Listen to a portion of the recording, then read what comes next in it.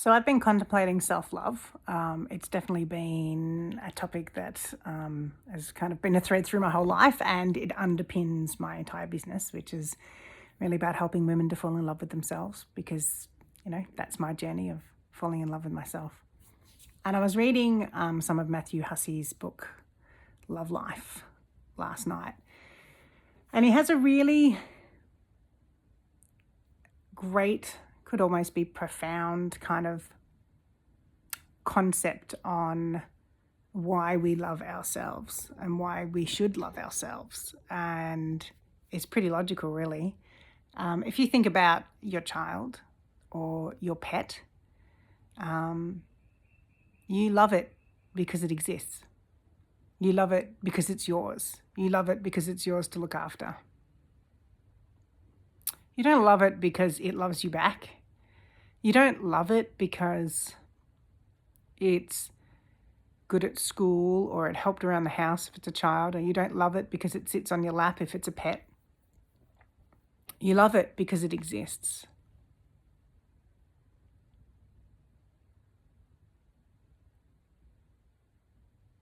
Can we afford that for ourselves? Can we afford to love ourselves just because we exist?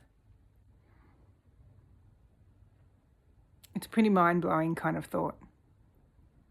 Because I don't love my son for anything other than he's my son. And I love him, and I'll love him till the day I die.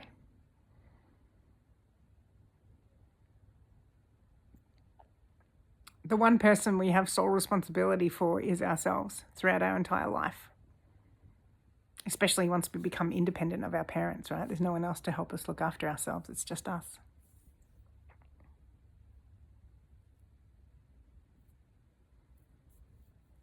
And in this book he says, would you feed your dog all the crap food that you eat?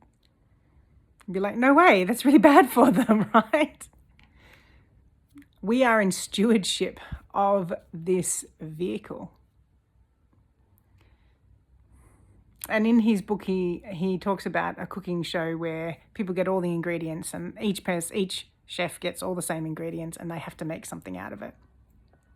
Whether they like the ingredients or not, it doesn't matter. That's the ingredients they have, and they have to get creative with it.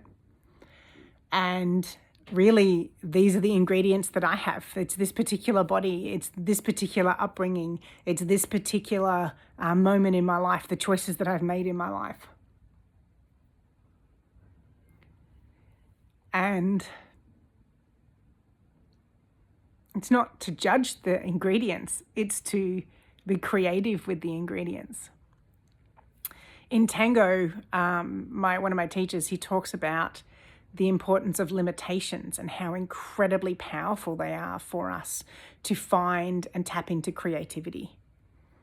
And because it means that, okay, we can only do these particular steps in class. What can you do? How can you change it up? If it's this step, there are many hundreds of different ways that you can do that step. You can do it more emotive. You can do it fast. You can do it slow. You can do it high. You can do it low. There's lots of different things about it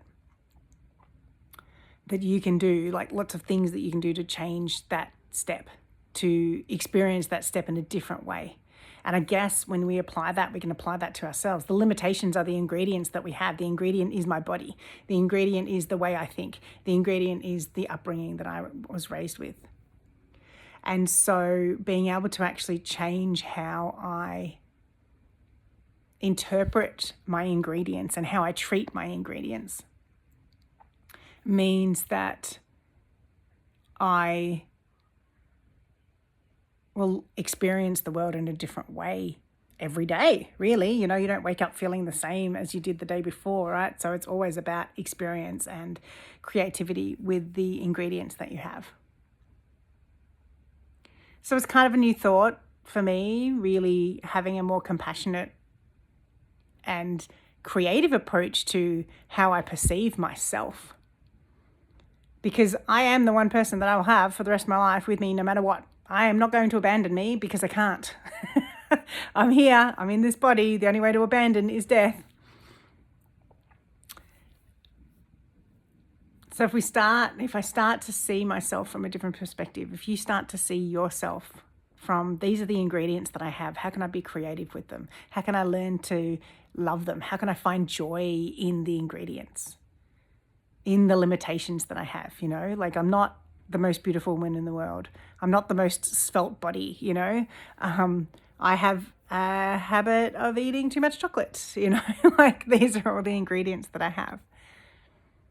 But it's what I do with them. That's where the journey of self-love really is, and how I show up for it and how I treat it every day, because every day is a new day. You know, you can reset it. You can reset. You're like, right, today's going to be a new day, and it is.